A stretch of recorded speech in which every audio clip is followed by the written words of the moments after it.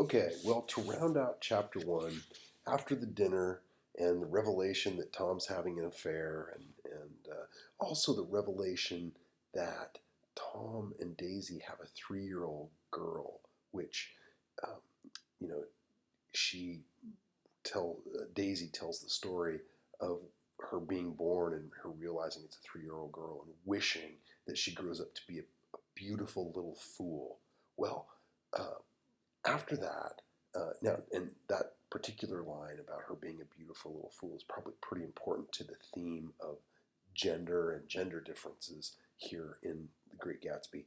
Nick returns home and he's out at night, and the very last paragraphs of the first chapter. I saw that I was not alone.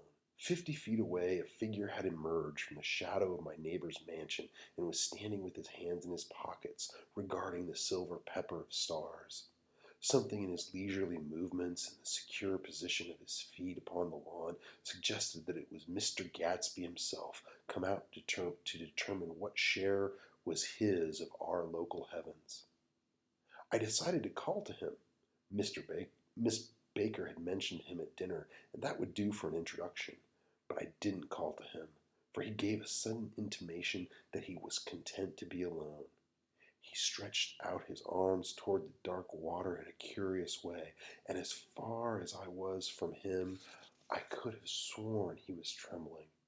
Involuntarily, I glanced seaward and distinguished nothing except a single green light, minute and far away, that might have been the end of a dock. And when I looked once more for Gatsby, he had vanished, and I was alone again in the unquiet darkness.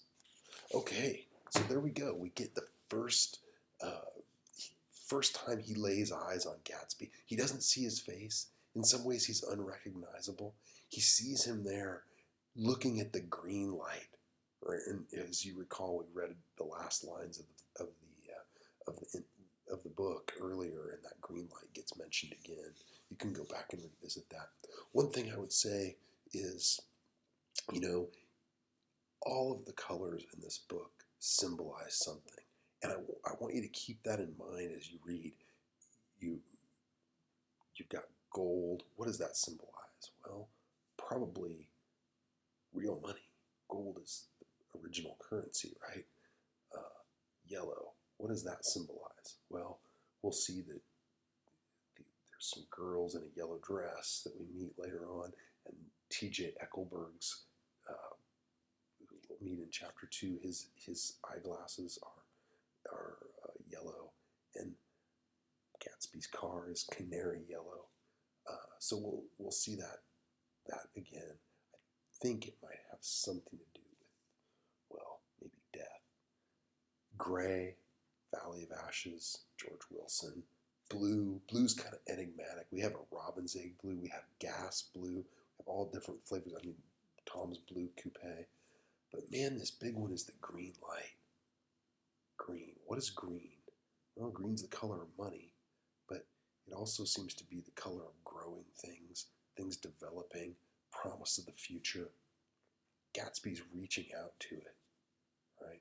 What is another version of the American dream, even? I mentioned in the last, I mentioned coming up in the next uh, clip what the various types of the American dream, but one American dream is the dream of prosperity, the dream of greatness in the future. Maybe even the dream for love. I don't know. Okay, enough on this. So we meet Gatsby at the end of chapter one, indirectly from a distance.